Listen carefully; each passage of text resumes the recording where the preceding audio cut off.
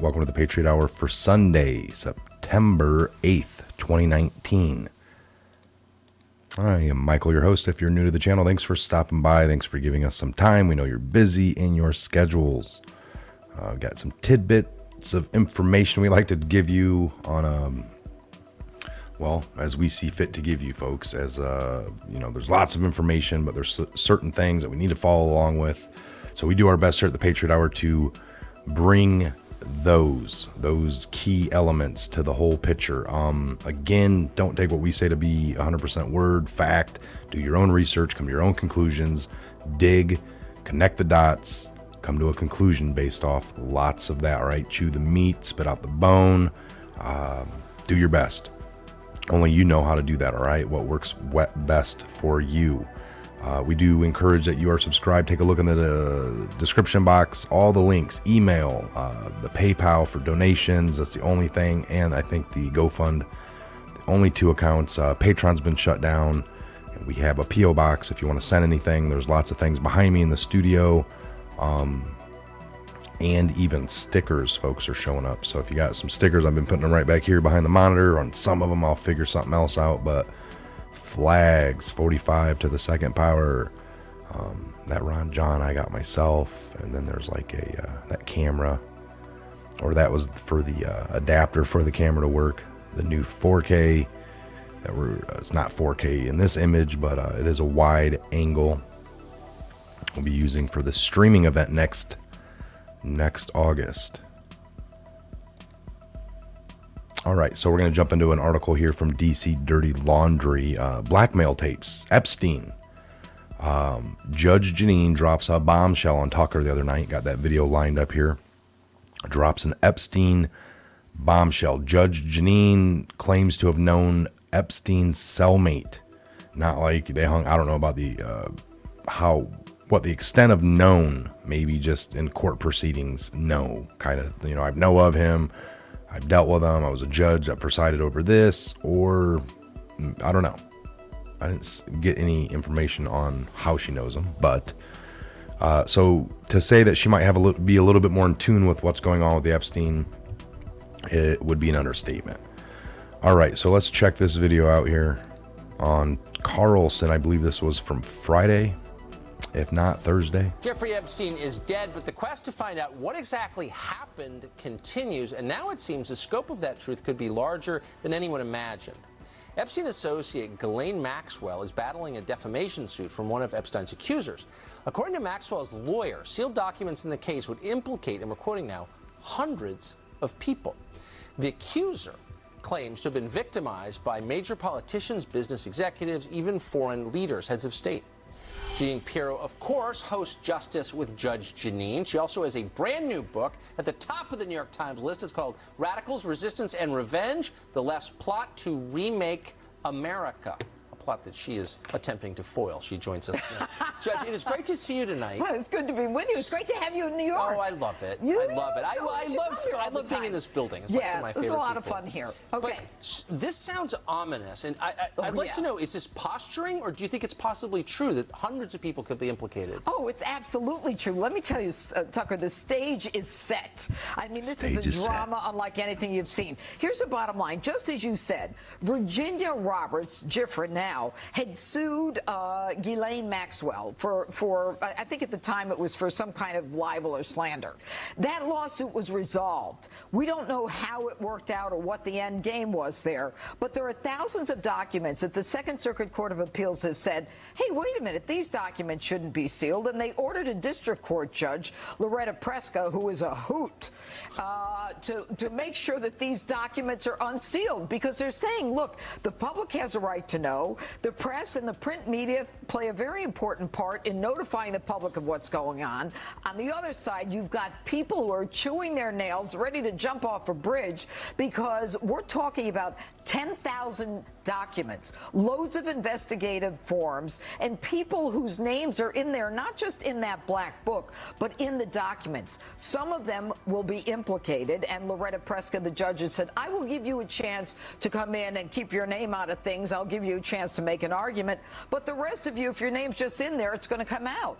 And that's what's going on. You've got the forces of darkness and the forces of good and light who want to know all the people's names. And for some reason, even the Second Circuit said this. They said, why is this stuff being sealed? It's like everything else that happened with Jeffrey Epstein, from Alex Acosta being the United States attorney, cooking up a deal down there that was a deal of a lifetime for a perverted serial pedophile. So if the speculation is true and Epstein's real business was running, one of his businesses was running an elaborate blackmail scheme against the powerful, then there are likely to be tapes and implicating documents. And there's already been hints that there are tapes. Well, videotapes. Look, I mean, you've got Prince Andrew at his home with young girls coming out, and Prince Andrew, you know, saying goodbye to them. I think you have it right there on tape. That's, I think, Virginia Roberts, or I think it is. But what you also have are individuals who were alleged to be procurers, people who were housekeepers. There are all kinds of people who will be named in this. And as you look at the video, look at all the young girls who were going in and out of there. And I don't know if that's the one with Prince Andrew, but I don't think I see him there. But anyway, people on every side of the globe are concerned, from Israel to the UK to the United States. And there he is, Prince Andrew, and they're all very upset. And of course, Jeffrey's dead. They thought that was going to be the end of it. Yeah. Not a chance. It'll be interesting. It'll be interesting to see if it comes. My guess, it'll be squelched, but maybe I'm just too cynical. No, Second Circuit has said, you're opening them up. And Loretta Preska, the judge, said, I'm tired of waiting. Get this stuff done. Damn. Yeah. That'll be a headline. She's a hoot. Judge, great to see you. That'll be a headline. That'll be a headline, he said. So there you go. So if speculation is true and Epstein's main business was running a blackmail scheme, I have no doubt that there's no way he was working alone. What intelligence was he working for to gain leverage and, all this over all these people? You look at Bill Gates, he asked why he flew with them. He quickly just can't, he just changes the subject, ignores basically the question or having to answer it. Well, Dave,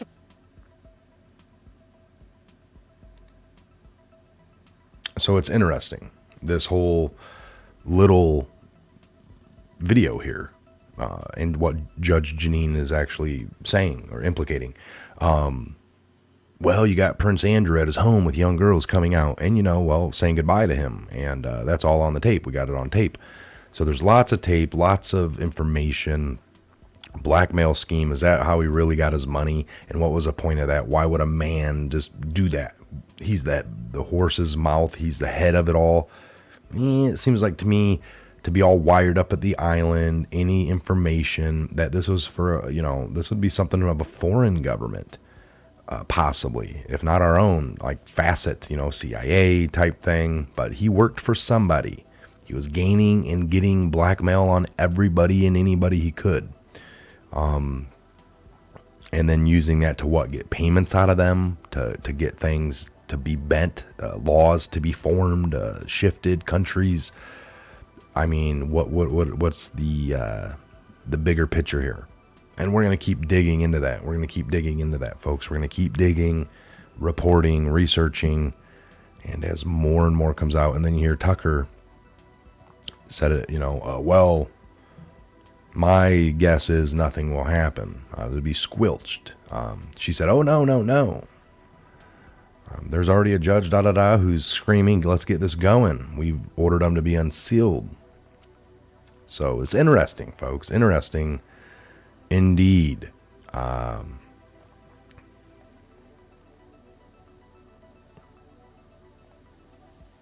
it looks like this story originated from the Gateway Pundit.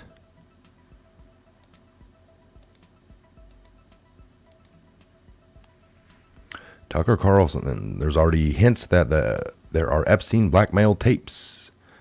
So they got the video linked here. Epstein, the highest profile prisoner in the U.S. prison system, was found dead. Boom. So it gives you a couple of the highlights of it in the video. Unbelievable, folks. Unbelievable. Very believable. But Yeah, and that's the hugest thing. These people thought, he's dead, the story's gone, we're good. And it's like, no, we already got it all. We've said that here several times. We got it all. They got it all.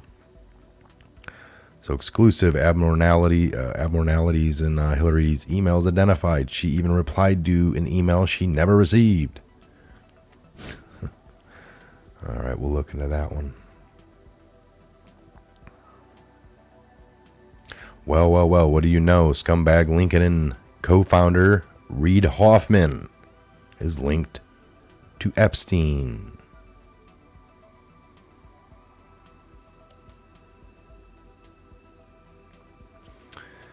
So, what do you know? In 2017, special election in Alabama, Democrats ran a smear campaign against Judge Roy Moore on Facebook, and Facebook allowed it. The Democrats took the Russian model and ramped it up times a million. LinkedIn co-founder Reid Hoffman, pictured here, donated $100,000 to the cause.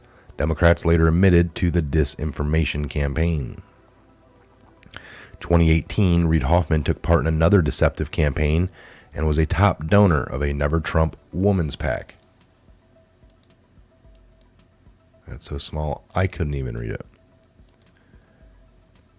So, took to a Never Trump Women's PAC. In 2018, the Daily Caller